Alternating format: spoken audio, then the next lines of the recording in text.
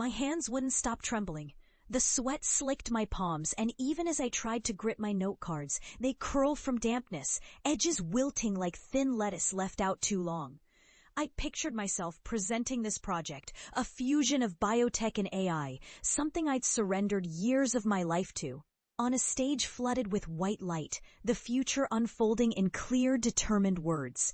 Instead, here I was in Curitiba's drab university auditorium, facing a wall of impassive investor faces, with my voice squeaking, thin as a wire. My team's neural model can predict protein folding sequences with greater accuracy than... I tried to sound earnest, but halfway through the thought, the projector glitched, the slide blinking out before the graph could really make its point. I scrambled to recover. Someone in the front row coughed. At the back, my cousin Gabriel, dragged here by my mother, smirked and whispered something to Teodora. My family had always come in noisy, gossipy packs, whether I wanted support or scorn. Why did it feel like both now? I finished my pitch, babbling about leveraging AI's computational depth to revolutionize affordable diagnostics for Zika and dengue. Nothing short of a game changer for our city, if only someone would listen. But when I stepped aside, heart jackhammering against my ribs, I could already feel the verdict coiling in the silence. A short. Balding investor named Arnaldo picked up the mic. We've seen promises like this many times. How do you realistically expect anyone to believe you can beat established labs with a backyard startup? A snicker rippled through the room. Someone coughed again. Gabriel was grinning like he'd won a bet. I have preliminary trials, I managed. We're already seeing... Preliminary is not success, Arnaldo interrupted. We need results, not dreams. That word. Dreams. They all latched onto it. My parents, their friends, even my younger sister Marina. Dreamer, they'd say over Sunday churrasco, and it never sounded nice. Dreamer was the polite term for Maluquinho crazy. When I left the stage, my knees nearly buckled. I heard Gabriel's voice loud and clear. Hey, at least you didn't faint this time, Prima. I avoided everyone's eyes as I pushed past the rows and out into the hall, muggy with spring heat and defeat. Mom caught up to me, her floral dress catching on my sleeve. You did your best, Fia, she said, voice tight with sympathy and something sharper. But maybe it's time to think about a stable job. Your father can talk to his friend at the prefeitura. Her words were as familiar as the ache in my chest. I nodded, though I couldn't look at her. Through the glass entrance, I saw the street, the jacaranda trees dusting purple petals everywhere in a mockery of celebration. I just wanted to dissolve into that soft purple haze, float away from the disappointment I'd sown. For weeks after, Curitiba shrank around me. The same avenues, the same restrictive questions from my family. The quick glances from neighbors who'd heard about my big presentation, that research thing. Even my friend Kaio, who once tried to help me code the early prototypes, avoided the subject. Doors did not open. No one called, not even to refuse outright. Only Gabriel stopped by to laugh. You bookworm types, he teased, prodding my prototype box with his foot. What, did you download intelligence off the internet yet? Maybe you'll cure world hunger next? The prototype lay there in its cheap plastic shell, my fragile, ugly proof of concept.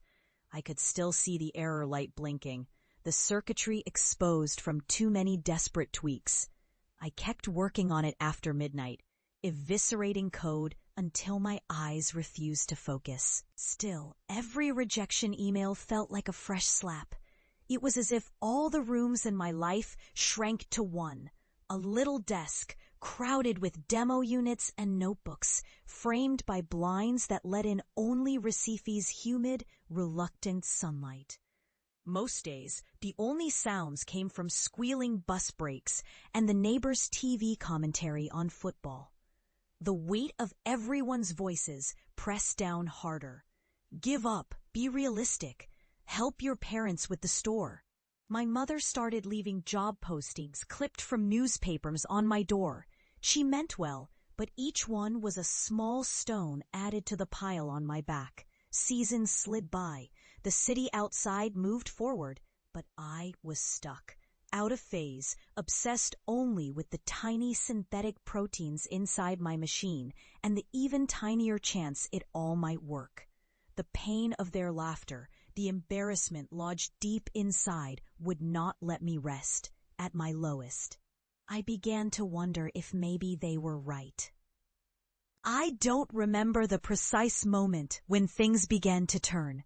Maybe when I got the call from an Argentinian researcher, Lucia, who'd read my old paper buried on an open access server. Maybe when she said, "I saw your code referenced in a preprint from Seoul. Have you thought about licensing it for global labs?" It was the first conversation in months where someone didn't scoff at my ambition. Lucia introduced me to other researchers, quiet, persistent types as lost to their own continents as I was. Bit by bit, I rewrote my neural prediction software, applying their feedback, accepting harsh criticism. I ran my models at dawn and dusk, sending data to Singapore, Lisbon, San Diego, wherever someone would listen. The results improved. We found, to our shock, that the system detected mutating strains faster than the established gold standards, shaving days off sequence identification. Lucia brought me into video calls, awkward at first, but eventually a makeshift team. We called the project Nova, after the glowing stars we hoped to kindle. It was not instant. There was no single sunrise epiphany. It took months, and after every piece of progress, I feared it would be torn away. Still, we kept grinding through weekends, submitting to journals, harassing mid-tier investors. A few small grants came through, enough to buy tougher parts. To build a device that finally looked like something other than a failed school project, other problems rolled in. The more we succeeded, the further I slipped from my family. When my mother found out I was selling licensing rights to a Chilean startup, she stared at me as if I'd announced my plans to move to Mars.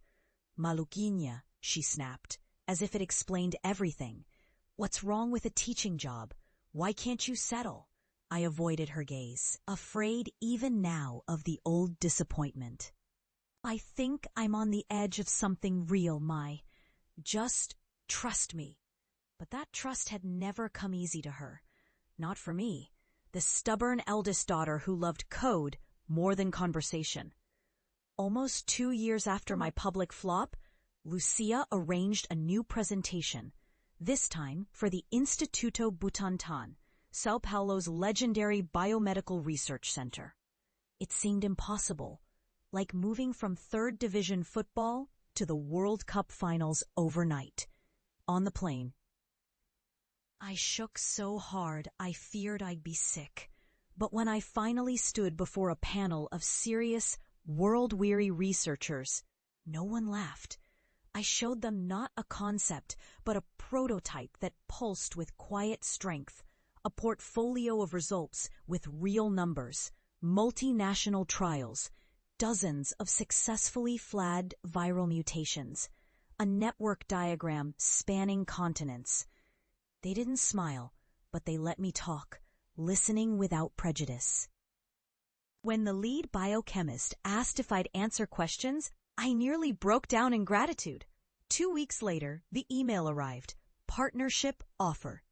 After years of being dismissed as a dreamer, I dared to write back, yes. Nova soon became a small, focused company, half based in remote northern labs, half virtual. My apartment in Curitiba forever scattered with circuit boards.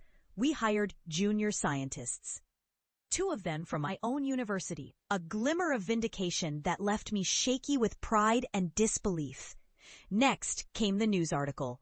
Curitiban AI biotech startup partners with Instituto Butantan to combat tropical diseases.